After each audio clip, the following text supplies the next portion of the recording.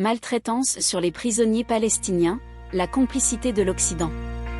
Le traitement inhumain infligé aux détenus palestiniens par Israël est une évidence qui saute aux yeux de tous, y compris pour les autoproclamés défenseurs des droits de l'homme que sont les dirigeants des États-Unis, de la France, l'Allemagne, la Grande-Bretagne et les autres pays occidentaux membres de l'OTAN.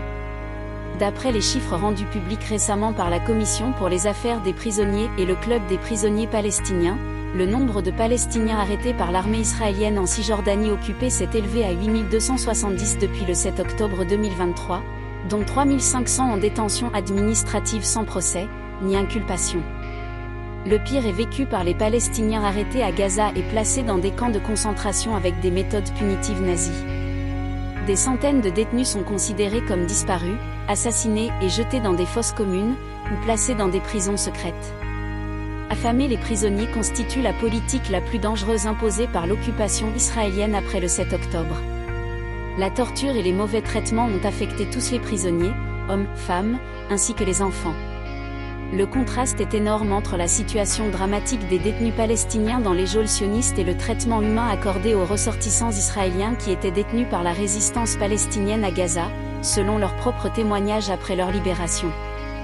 Les dirigeants des pays occidentaux restent sourds aux dénonciations par de nombreuses organisations non gouvernementales de défense des droits de l'homme des mauvais traitements, la torture, les violences sexuelles, l'humiliation, le refus de nourriture etc. dont sont victimes les détenus palestiniens. Cas significatif, Marwan Barghouti, en détention depuis 22 ans, dont l'état de santé s'est gravement détérioré, après son agression par des gardiens de prison, n'a provoqué aucune réaction de la part des chantres des droits de l'homme à double standard de l'Occident collectif. Rien, nada, niet, walou.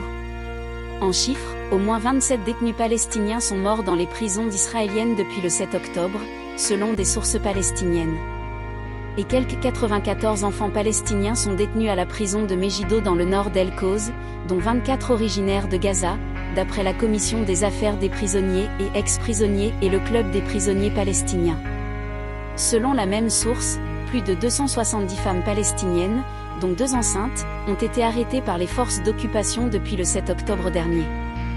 Les experts de l'ONU ont dénoncé récemment des cas de viol et d'agressions sexuelles commis sur des détenues palestiniennes par l'armée la plus morale du monde, comprendre l'armée israélienne qui massacre femmes et enfants. Par ailleurs, 66 journalistes palestiniens ont été arrêtés par l'armée israélienne depuis le début de l'agression contre Gaza. La violation flagrante des droits de l'homme en Palestine ne fait pas bouger le monde politico-médiatique et diplomatique occidental qui sait parfaitement que c'est par cette répression que l'existence de l'entité sioniste est maintenue. Sans ce régime répressif inhumain, soutenu par les pays occidentaux, l'entité sioniste n'aurait pas pu tenir 75 ans.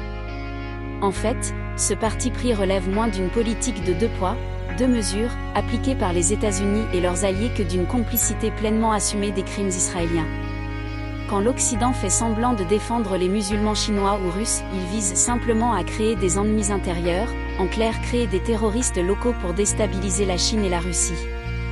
Quand les États-Unis et leurs vassaux bombardent l'Irak, l'Afghanistan, la Libye, la Syrie, le Soudan, la Palestine et quand ils envoient leurs terroristes de Daesh, de l'État islamique et autres, au Mali, au Niger, au Nigeria, au Burkina, s'inquiètent-ils vraiment du sort des musulmans qui meurent sous leurs bombes? Pas du tout. Ce qui importe pour les États-Unis est l'instrumentalisation des minorités musulmanes, afin de créer des guerres civiles en Chine et en Russie. Ils n'ont pas encore compris que leur entreprise déstabilisatrice de la Russie, en Tchétchénie, entre 1999 et 2006, a donné un résultat contraire à leur projet.